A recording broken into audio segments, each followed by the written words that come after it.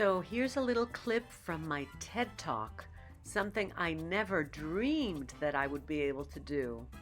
And it's the story of how I transformed my life from being a bank employee, frustrated, and finally ended up doing the job I really love, being a paid speaker, a TV host, author, and coach. But first, I'd like to share with you a little of my story. I was the daughter of immigrants, Greek immigrants, to Montreal. And my parents wanted to connect with my history and my heritage. So while other classmates were getting bedtime stories like Cinderella and Sleeping Beauty, my parents would read to me from the Iliad and the Odyssey, the Greek myths and Aesop's fables. Fast forward, I'm 22 years old.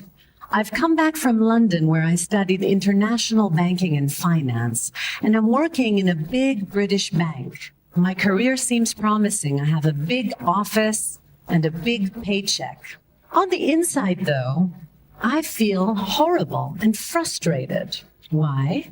Because I feel that my natural talents are not matched in the bank in this career. I'm a people's person, not a numbers person.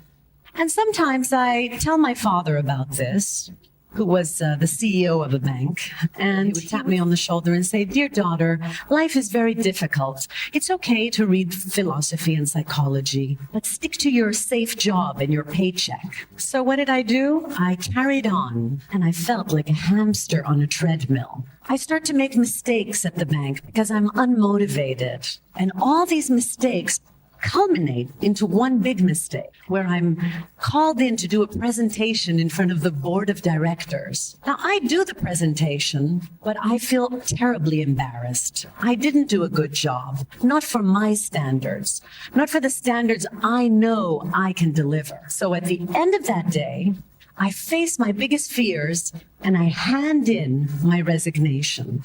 Did things go better after that? Of course not. They got a lot worse. First, I had a very big argument with my father, a dramatic Greek-style drama argument, where he said to me, "You're making a terrible mistake. You're going to live to regret it." He ousted me out of the house and said to me what amounts to an ancient motto the Spartans would say to the soldiers going off to war.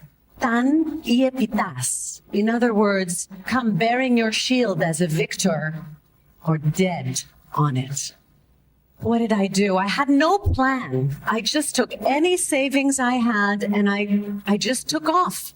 I had a backpack and I started walking. I started backpacking through Asia Minor on my own. No plan at all. I continued trekking.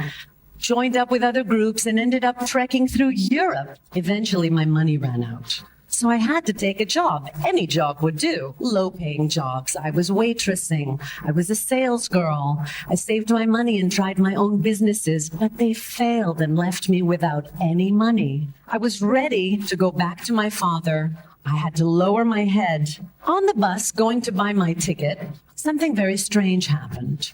I was sitting next to a lady on the bus, and she said to me, she was a management trainer. She was training executives in communication. And she said that she had a big problem because she had to replace herself at that job. I explained to her that I would be very happy to do that job. And we spoke, and basically she hired me on the bus.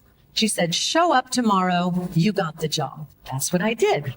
I showed up at this great management training company. I started giving classes with managers. My students said that I was really talented at what I was doing. I felt it was a great match for my talents. So I had finally found my place in life.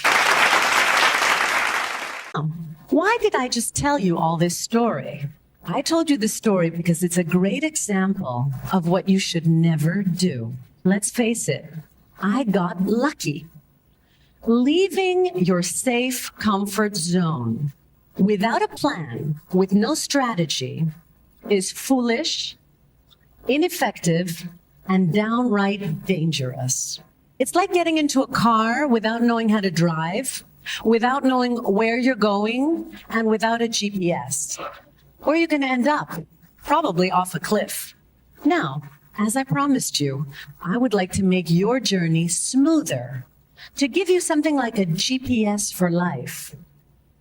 And this system is inspired by the Greek philosopher Aristotle.